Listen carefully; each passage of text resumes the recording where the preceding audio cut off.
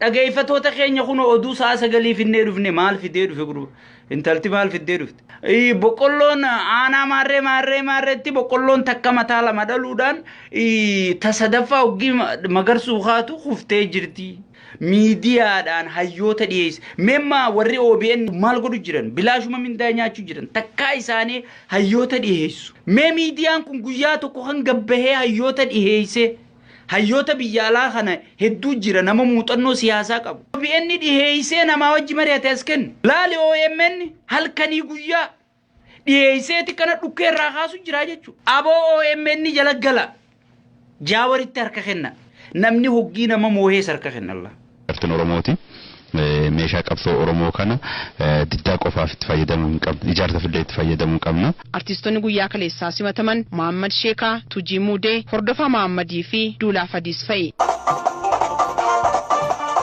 Qabsaa mirga namaa Hordofaa Muhammad waa'ee bilisummaa dubbata. Kana godhachaa haruurisa.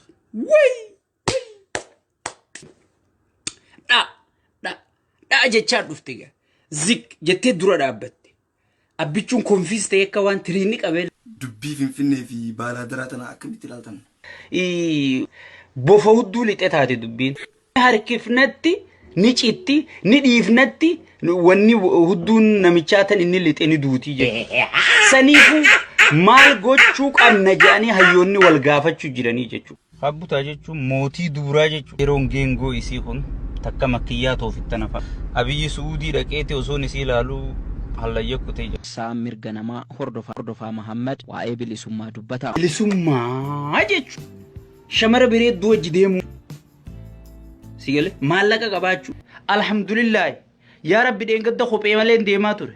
Yaa Rabbi dheengadda Adaamaa tana keessatti mana kiraa waan hin firraa kafalu dhabeetiin asii cinqamaa ture arra kunu alhamdulillah yaa Rabbi sadarkaa tanaan nagee. Waggaa tokkoof Naayiroobitti dararamaa turuu kan yaadatuu fi waggaa 14 ammoo Ameerikaa turuu kan hime qabsaa mirga namaa Hordofaa Muhammad waa'ee bilisummaa dubbata. Oromummaan haadha siyaasaa. Oromummaa haadha si haadha deebi. Kasarraa baate warra harree wajji jiraachuu ture. Waliin akkana itti caqtaatanii jechuudha isin hundinuu. Oromummaa teessamii geeffadhu deeme. Horii gurguratee biyyaa ba'e. Hayyuu tokkorra gowwaa 10 turre jira bar. Horii maa hayyuu tokkorra gowwaa 10 turre jira bar. Horiin eeguu ture. Horii naa eegu faadha. Mucaa awwal abdoo tokko ni yaadadha malee kana magaalaa tana dhufa qulfii tana rarraafateeti dhufa. Inni dhufee abalu je. Hooy niin dhagaaba nagauma baga nagaan dhuftan.